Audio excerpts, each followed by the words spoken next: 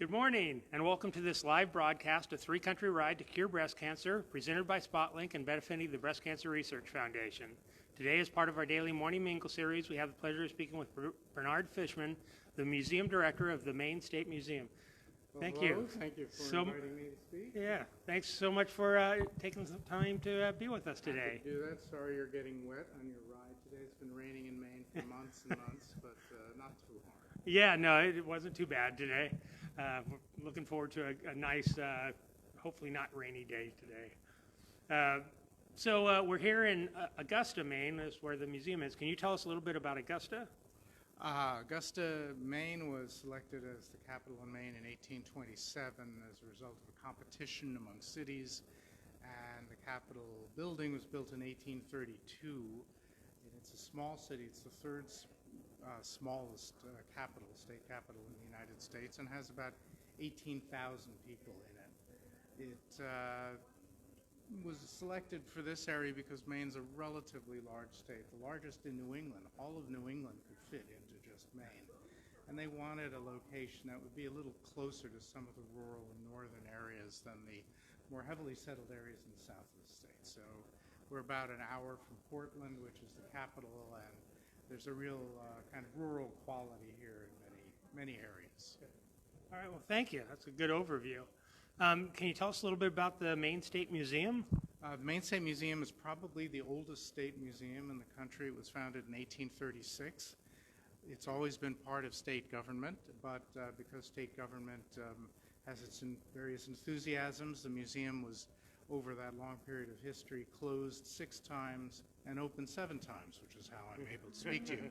And since 1965, the museum has been an independent part of state government and has its own building, and we're very stable. And we're certainly the largest museum in the sense of having a large comprehensive collection in Maine. We have nearly 1 million objects representing all aspects of Maine's cultural history and environmental history. We have the largest natural history collections in Maine.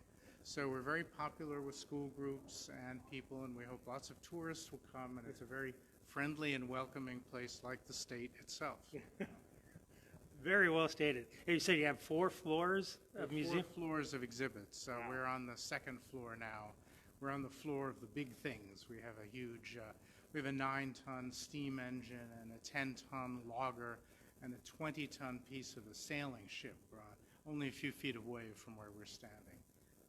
The other floors have other things related to them, and the newer exhibits, like our exhibit on women's suffrage, is on the 4th floor. Okay. Well, yeah, we've certainly seen a lot. You've touched upon it already, but can you tell us some of the most notable items or exhibits you have here?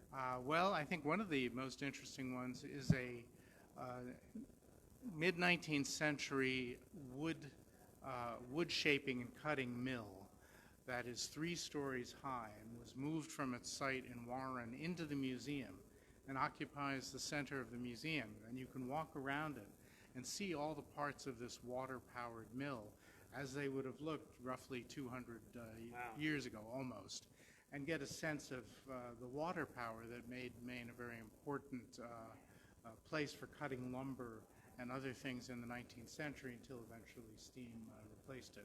But Maine used to be dotted with mills like that everywhere, and this is the only one, as far as I know, that in almost a complete part has been moved into the museum and can be seen as it would have been seen, as I said, almost 200 years ago. So a one-of-a-kind unique exhibit. Yeah, I'll mention one other item, which is another unique item, which is that we have the only authentic Viking relic that was ever found in North America.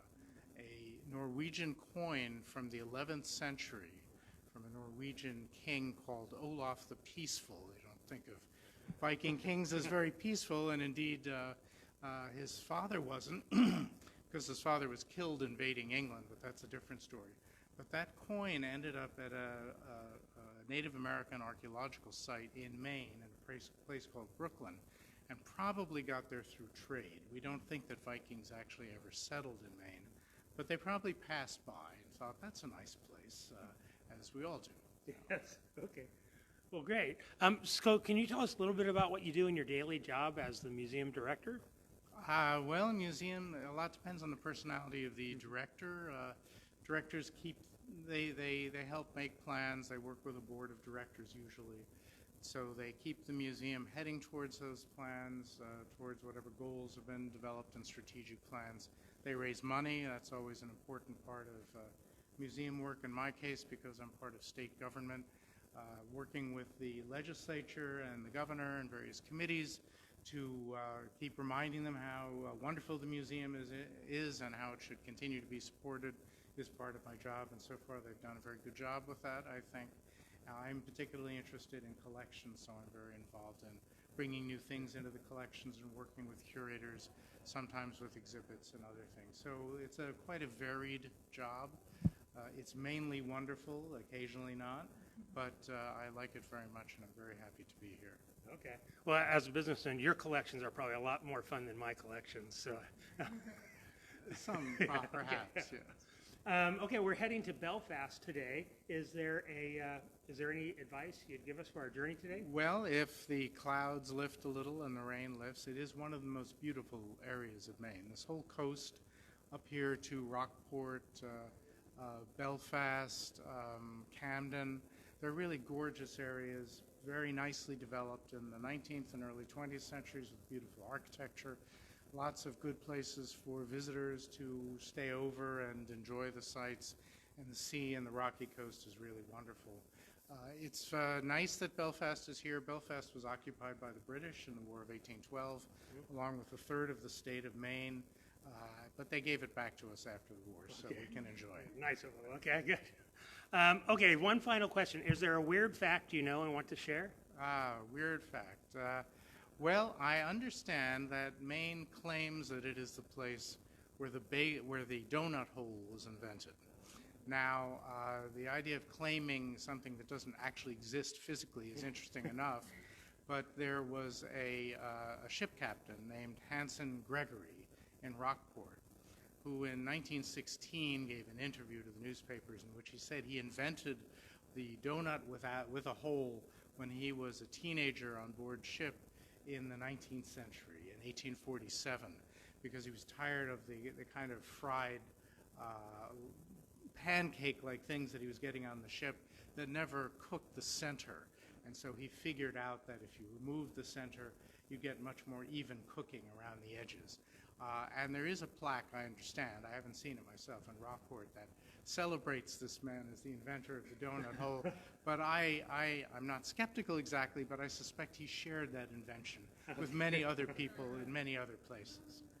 Okay. Well, thank you so much. Well, we really appreciate your time. Thank you, and good luck, and wonderful thing you're doing, and I'm sure you're enjoying it. Yeah, we're having a great time. Thanks. Bye-bye. Okay, we're going to head out now. Catch us for our noon Live from the Road update and our 8 p.m. recap. See you then.